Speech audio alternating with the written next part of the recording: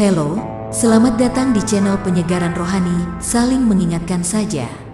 Salam sehat selalu, penuh berkat berlimpah.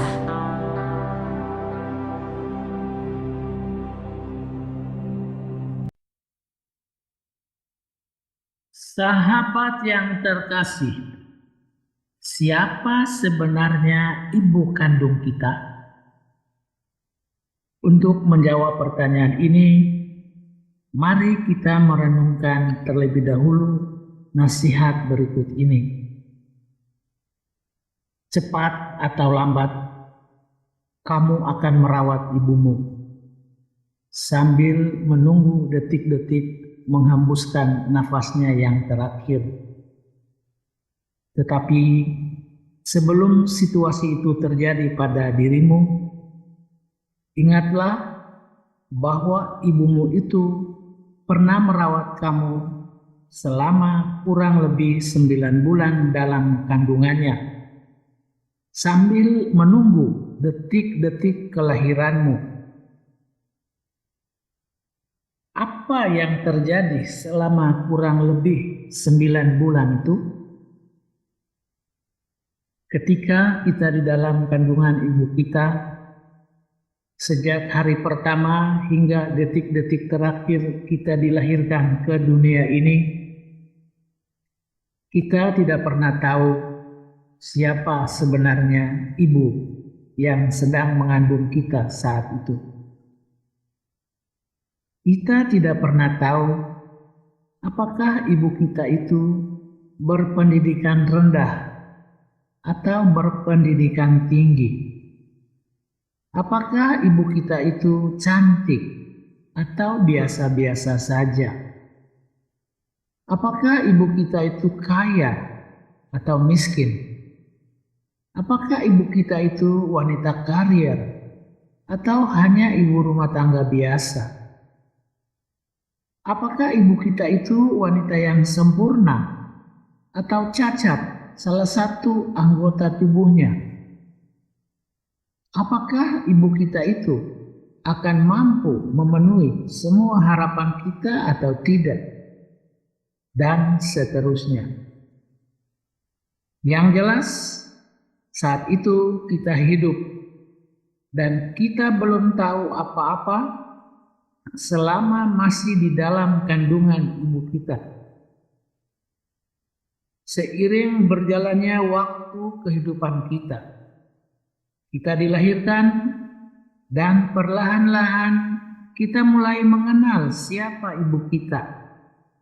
Bahkan ketika beranjak dewasa, kita mulai mengenal sifat-sifatnya, baik yang menyenangkan maupun yang tidak menyenangkan kita.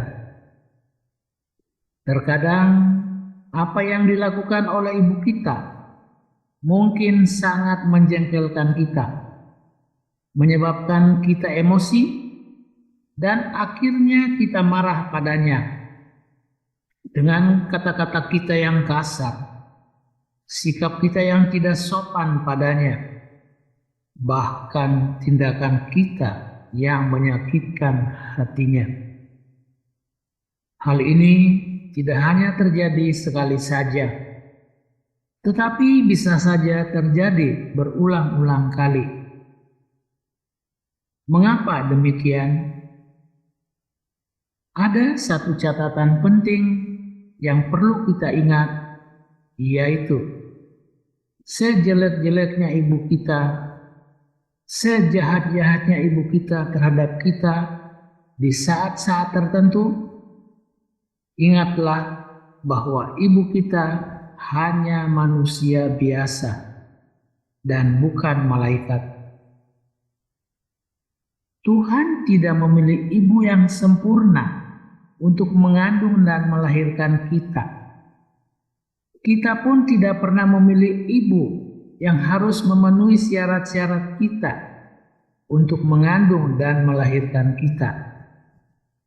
Ini semua adalah masa lalu kita yang penuh rahmat Tuhan bagi kita untuk dipersiapkan selama kurang lebih 9 bulan di dalam kandungan ibu kita.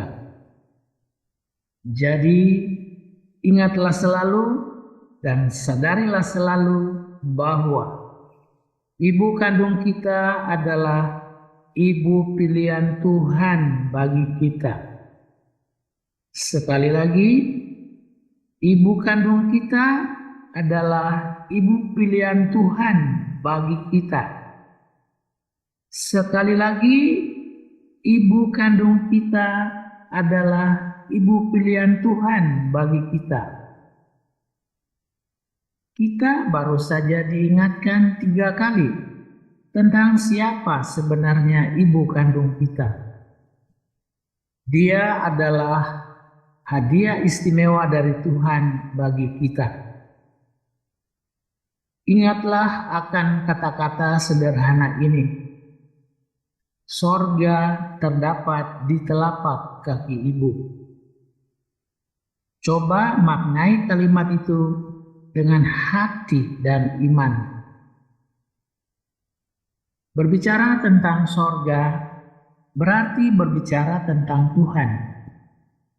Maka hati-hatilah untuk berkata, bersikap, dan bertindak yang tidak menyenangkan hati ibu kandung kita. Karena perlakuan kita itu juga sama saja dengan tidak menyenangkan hati Tuhan. Renungan ini ditujukan untuk kita semua, karena kita semua pasti pernah hidup bersama ibu kandung kita masing-masing selama kurang lebih 9 bulan di dalam kandungannya. Renungan ini juga dimaksudkan untuk mengingatkan kita semua agar kita tidak pernah melupakan kasih sayang dan pengorbanan ibu kandung kita. Entah sekarang dia masih ada bersama kita atau sudah mendahului kita, karena waktunya untuk bersama-sama dengan kita dianggap Tuhan cukup. Jika ibu kandung kita sudah mendahului kita, ingatlah untuk selalu mendoakan keselamatan jiwanya sebagai rasa hormat dan sembah bakti kita kepadanya, terutama di saat tanggal kematiannya.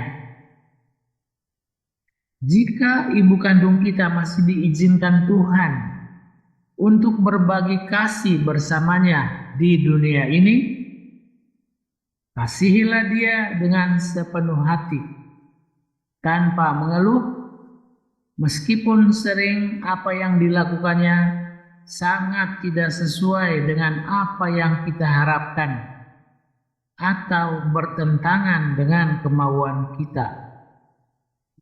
Mari kita ikuti 2 kisah berikut ini dan silakan ambil hikmahnya.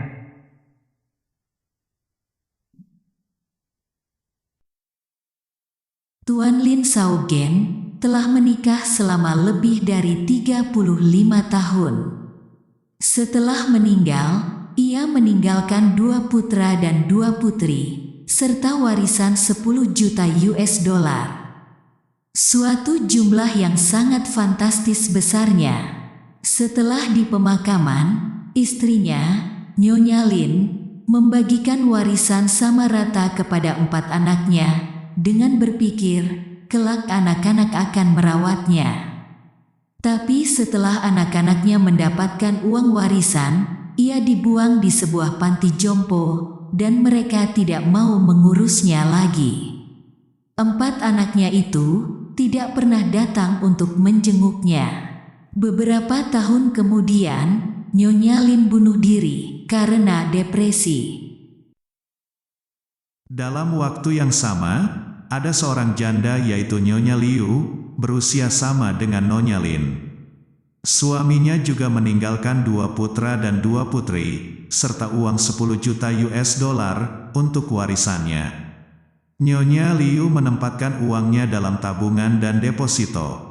Hanya dengan bunga dari deposito itu, dia bisa menjalani kehidupan dengan sangat baik, dari warisan suaminya. Dia memilih hidup di sebuah panti jompo yang cukup mewah. Dia mengatakan kepada anak-anak dan cucu-cucunya demikian. Setiap kali kalian datang mengunjungi saya, kalian akan mendapat 100 US dollar. Menemaniku ke restoran untuk makan, saya yang akan membayarnya. Siapa yang ada di sampingku saat saya meninggal, akan mendapat setengah dari warisan saya. Dengan cara ini selama beberapa tahun, dia telah tinggal dengan biaya sendiri di sebuah panti jompo senior. Anak laki-laki dan anak perempuan serta cucu-cucunya, hampir setiap liburan mengunjunginya. Dia menjalani kehidupannya dengan sangat bahagia. Sahabat yang terkasih, kita baru saja mendengarkan kisah Nyonya Lin bersama keempat anaknya, 2 putra dan 2 putri. Demikian juga Nyonya Liu yang memiliki keempat anaknya, 2 putra dan 2 putri.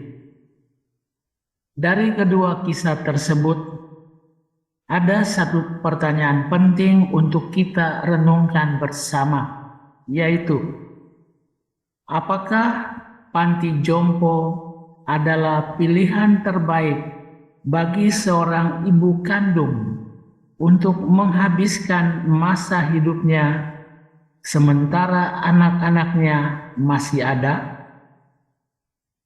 Mari berbagi pandangan yang bermanfaat bagi kita semua di kolom komentar yang tersedia di bawah video ini. Silakan berbagi komentar yang singkat, jelas, dan bermanfaat. Tuhan memberkati kita semua.